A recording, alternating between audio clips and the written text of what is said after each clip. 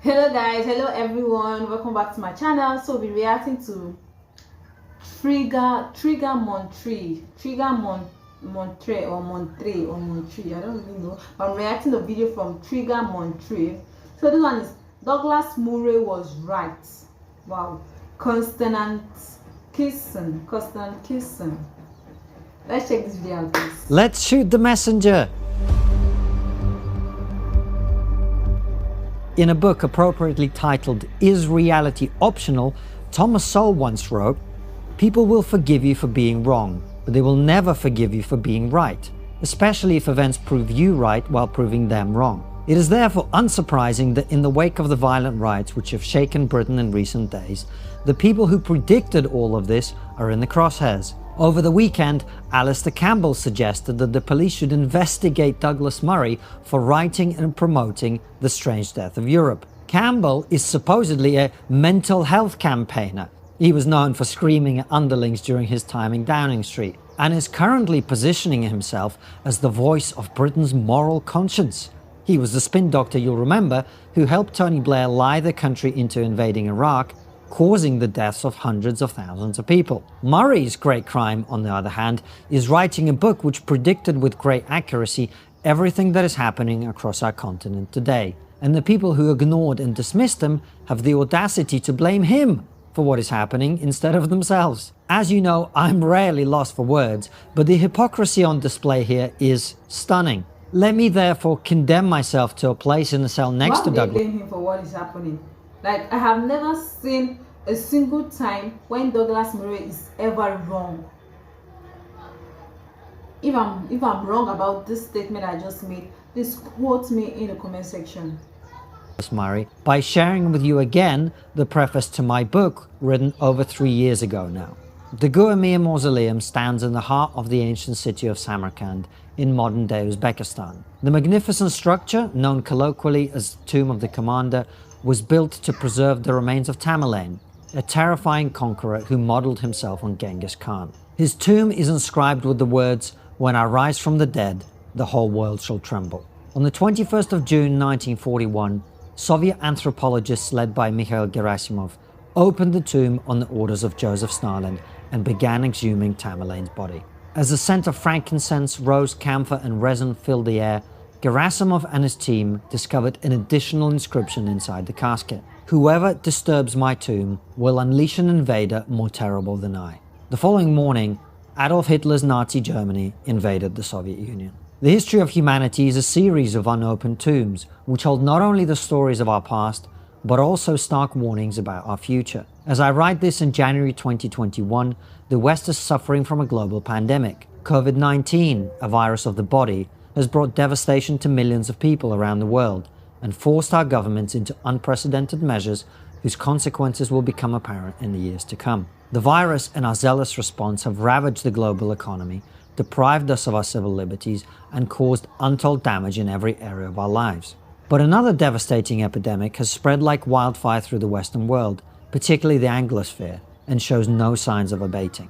Unlike COVID, this is a virus of the mind. If you're fortunate enough to have avoided Twitter, do not work in a progressive industry, and are not a recent graduate, your awareness of this virus may be peripheral.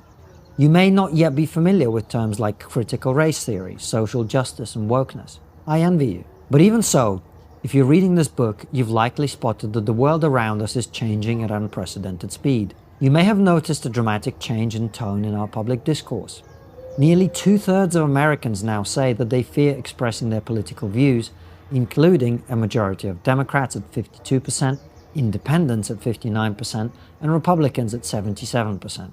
In Britain, nearly half of us feel less free to speak our minds, while only 20% feel more free to do so than we did a few years ago. Perhaps you've watched in confusion as men and women have been positioned not as partners, but opponents in some kind of battle of the sexes. It may have struck you that our conversations about race have become a way to separate us rather than bring us together. You may have watched in confusion as statues of historical figures were defaced or torn down by angry mobs. Perhaps your employer brought in someone to explain that being white imbues you with some sort of original sin, or that being black or brown makes you a victim of life. You may even have been on the right side of these issues for years.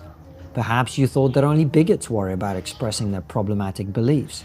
that men are toxic and white people should atone for the terrible crimes of their ancestors and their inherited privileges in society. You may have spent your life supporting progressive causes, giving money to charities for disadvantaged groups, and being on the right side of history. And yet, as J.K. Rowling discovered, your belief in basic biology may be your undoing nonetheless. Even if you're fortunate enough to have avoided direct contact with these issues, you may have noticed an odd feeling.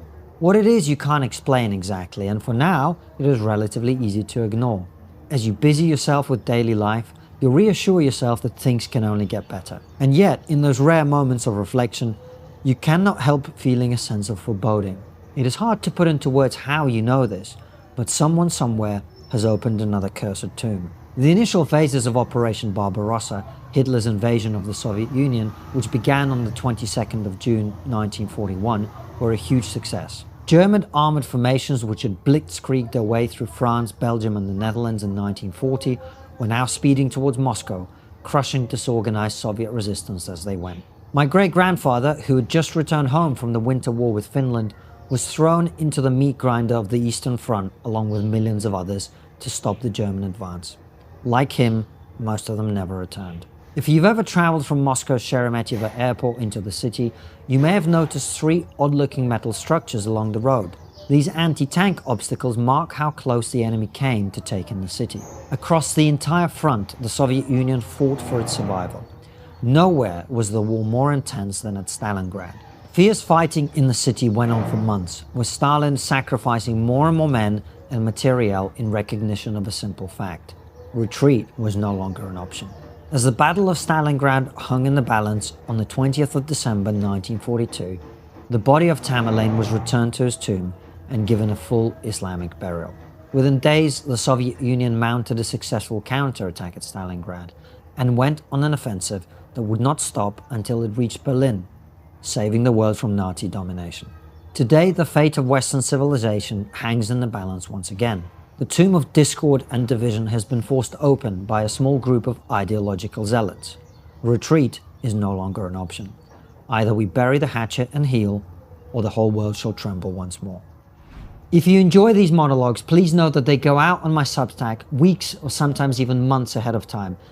Well, guys, see, all I can say is that when people get scapegoated for telling the truth, that when it's more important, it's very, very important than ever to stop being a sheep and to stand with the scapegoats. Like, guys, I will always say you should always stand with the truth.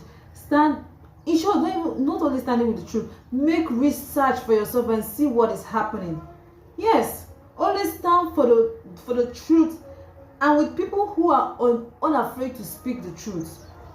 Great respect to Douglas Murray for always standing up for his country, for always speaking the truth, for always seeking justice without even listening to what people are saying about it. Like, gosh. And the fact that people are thinking about what they are saying is a sign to show that they are winning. Society has survived war most cruelty. Like, the Western country will surely prevail. That's all I could say. The Western country will prevail. And guys, make researches for yourself. Make researches. What did I say? Make researches for yourself. Don't just sit down and let people tell you what to do, or people feed you with lies, fake news, fake things. Let me know your thoughts in the comment section. Like, watch, and subscribe to my channel, and have a wonderful day. Bye bye.